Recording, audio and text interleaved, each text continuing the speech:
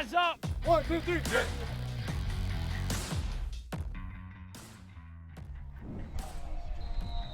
Welcome into practice today, presented by SiriusXM. Eric Allen and Olivia Landis coming to you live from Florham Park, and later in the show, we'll hear from team reporter Ethan Greenberg, who will give us a few updates. Today's topics, we've got some very big injury news. We're going to have to fill you in on how that's going to affect the rest of the team, and then we'll touch on some individual players.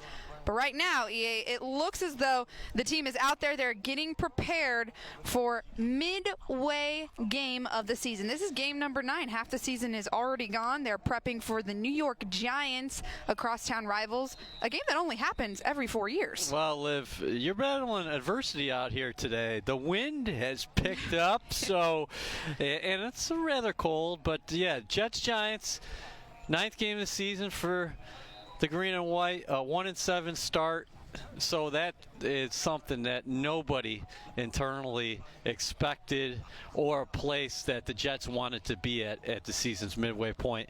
And Adam Gase said after this team's defeat to the Miami Dolphins in Florida on Sunday that, hey, we all feel bad, but you got to rectify the problems. You got to find solutions, and this team is back at it on the practice field this afternoon. And it's New York this weekend. You mentioned the New York Giants.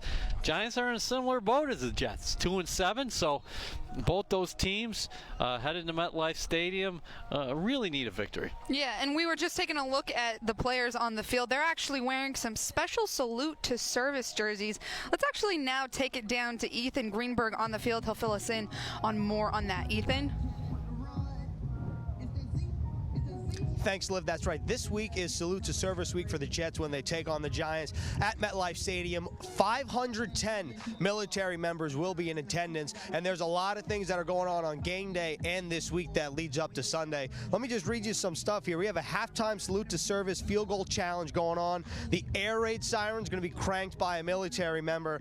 Of course, honorary captains, the Black Daggers parachute team will jump out of a helicopter pregame, land on the field. Probably one of the coolest things that we do all year. And then Saturday, when the Jets go through their final walkthrough here at the Atlantic Health Jets Training Center, they're going to hand the jerseys after the walkthrough, the special Salute to Service jerseys. They're going to sign them and then hand them to the military members that are in attendance. And then the Air Force and the Army are going to have a flag football game right here at One Jets Drive. So a lot of activities going on throughout the week for Salute to Service Week. Liv, back to you.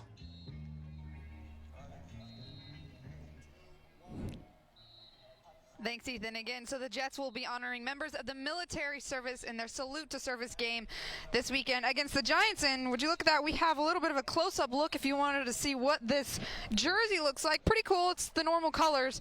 They will be wearing this black, but right here you see the Army type of print. So that's pretty cool. Got the camo print. I like both of them, the black and the white. And both of us are always asked about uniforms game day. Well, the Jets are indeed going to be in their all-black look against the crosstown Giants. Both of us been asked about that throughout the week. So you see the black practice jerseys out there, which the offense are wearing, and Ethan discussed it, the Salute to Service week, a full week of activities. And listen, it impacts everybody in this nation. We can't thank people enough for their sacrifices, their service, and what their families do for us. And in fact, Ethan and I had Jordan Jenkins up to the studio for a podcast recently, and that's going to be released relatively soon. But Jordan talked about how he came from a military background himself, moving from state to state because his dad was in the Army, living on countless numbers of bases throughout his childhood. So a lot of these guys that we're watching right now on the field, their families had people or have people who are serving right now. Yeah, and like you mentioned, always thankful to our military members for protecting and serving. So big shout out to them. Let's now dive into some unexpected injury news. We knew that wide receiver Josh Bellamy and cornerback Trumaine Johnson were dealing with some injuries. It was just announced this past week by head coach Adam Gase that both of those players have been placed on injured reserve. How big of an impact is this going to make on the team?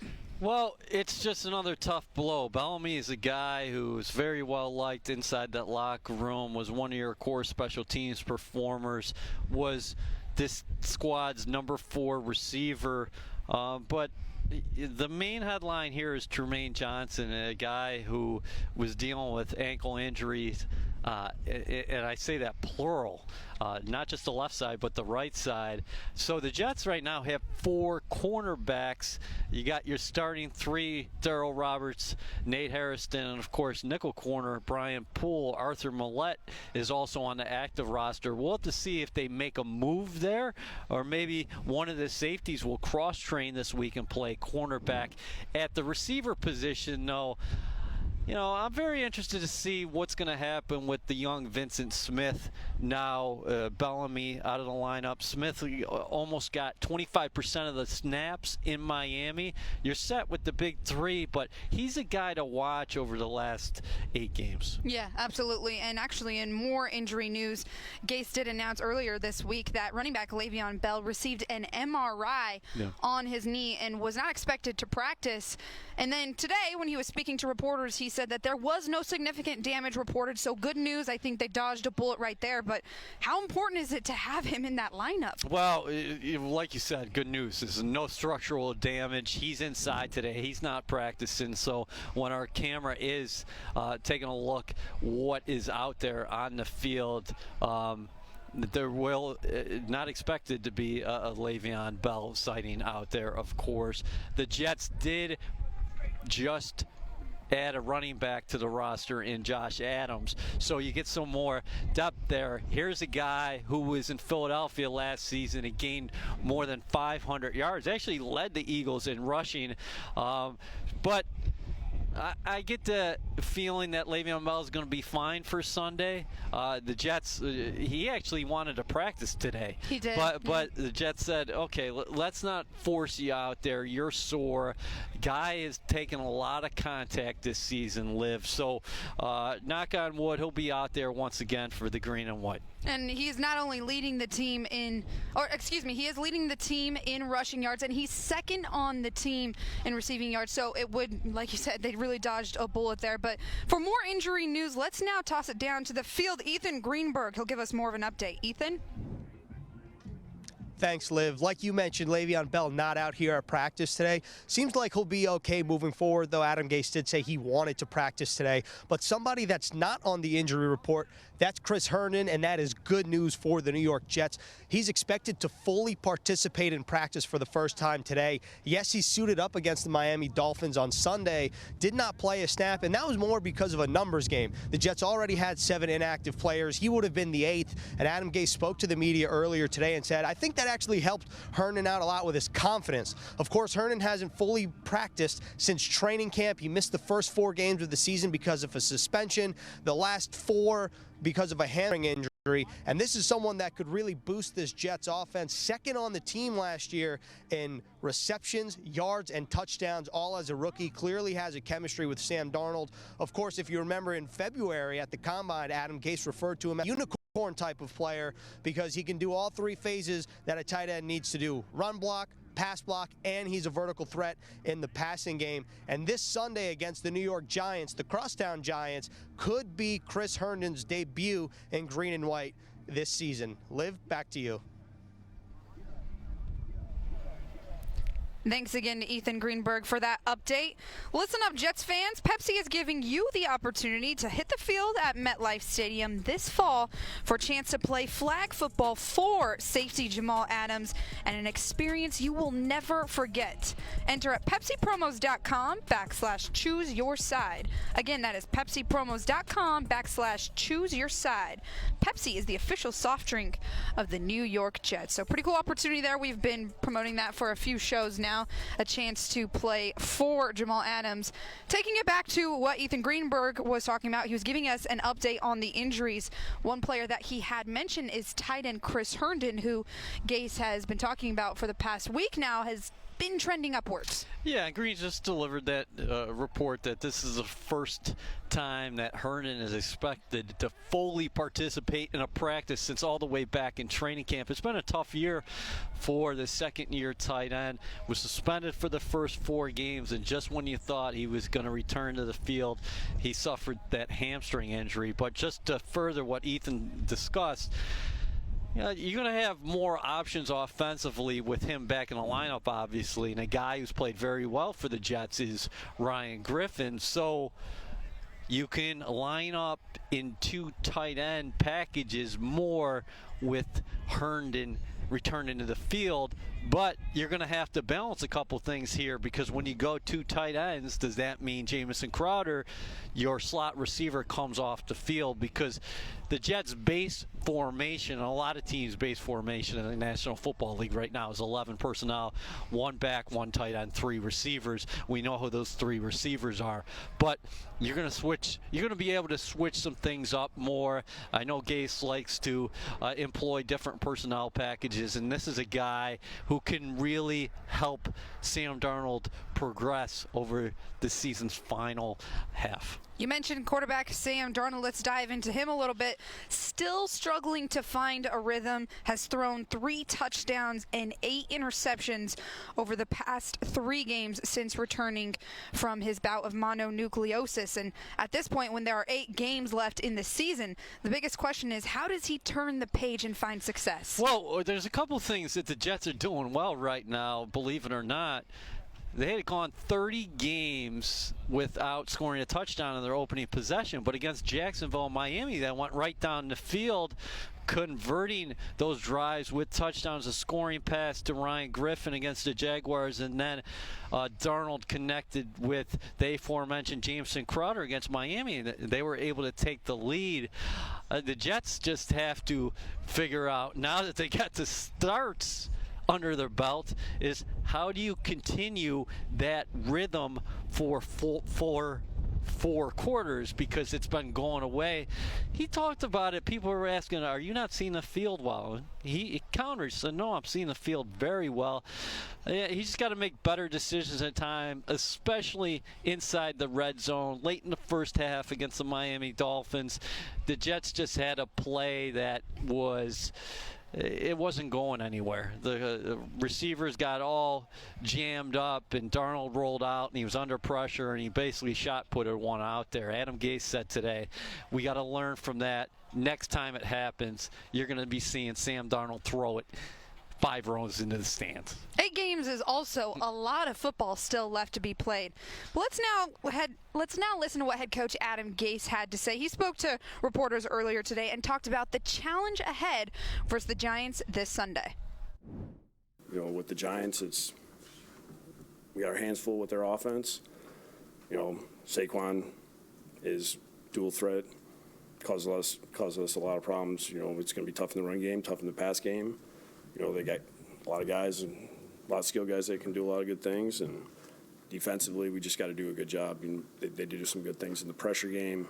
Janoris is playing about as well as I've seen him play in a while. He looks good and aggressive, getting his hands on balls. So we got to be really good at what we do offensively. Gase there, he mentioned the challenge ahead, not only on the defensive side of the ball, but the offensive side of the ball. He said that Sam Darnold and this offense really needs to find consistency against the Giants this Sunday. And you were already talking about it. 8 games left in the season. There's still a lot of football left to be played. People can't be giving up on quarterback Sam Darnold just yet. No, of course not. He struggled lately, but Gase is right about it. His game, his stat line could have looked a lot different against the Miami Dolphins had it not been for 2 or 3 plays. You can get those plays out of your system, and I think he's going to be just fine.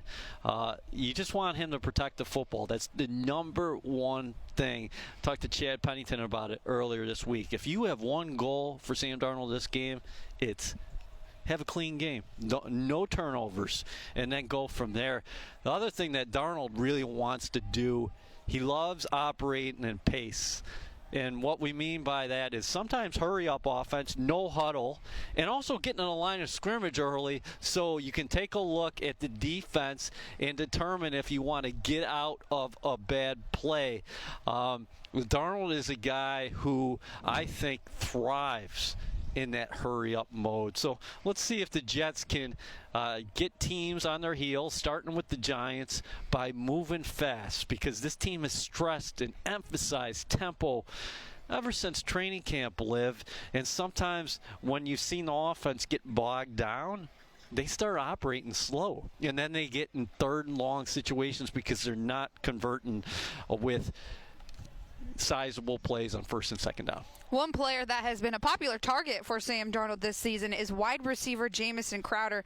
He leads the team in receptions with 43 receptions and has 405 receiving yards. We saw him actually score a touchdown last week against the Dolphins, so a very popular target.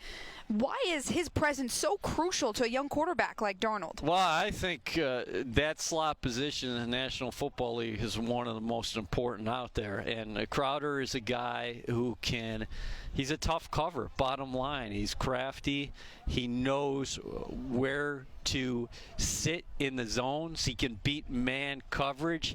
He runs those option routes very well. And he also has a flair for the dramatic. We saw that against the Miami Dolphins. Guy goes up and catches an amazing, it was an amazing reception because Darnold just threw it up there and they had great accuracy on a third down play, and Darnold makes Crowder makes that one-handed catch against Miami. You mentioned the 43 receptions. This guy, if Sam Darnold had played those 3 games that he missed, he would definitely be on pace for more than 100 receptions. Absolutely. So you're going to see his production continue to be there, and he can open some things up. That's why I'm so excited for Chris Herndon to return to the lineup, because pick your poison in the middle of the field. The Jets are going to be tough to cover, especially when 89 is back out there. You and Ethan Greenberg were actually able to sit down with Jameson Crowder on your podcast this week, and he had something interesting to say about a very important pickup game he played heading into college. Let's hear what he had to say now. You're tight with Quinn Cook, aren't you? Isn't that your guy? Yeah, Quinn, pretty cool. Yeah, And you were telling us before, but I want to bring it back on the podcast. Okay. When you were recruited to Duke, you played pickup just with one of the Plumleys and that team. Yep. Yeah, that was the team that was – I want to say that was the team that was – so the year before – So what year we talking about right now? So we're talking about 20 – so it was going into my senior year, and I graduated 2011. So it had to be like the summer of 2010. Right. The summer of 2010 going into my senior year. But the year before, Duke had won the national championship. That's when they had Nolan Smith. See, Nolan Smith and them had just graduated. So I think that year before that, that's when they had won it. And it was Kyrie was an incoming freshman. But anyway, make a long story short, was on a recruiting visit there, and it was during the summer. So me and my family were just there, and we ran into Marshall Plumlee, and we got to talking with him. My mom initiated the conversation. She's the talker. And we ended up, long story short, he asked me, I want to come play pickup ball with them. So I ended up going to play pickup ball, and it was, Kyrie, Andre Dawkins, Josh Hairston, Tyler Thornton, all those guys, man. So we ended up playing pickup ball, and it was a great experience for me, just go out there and play with those guys, man. Like you said earlier, I held my own now. I held my own for sure.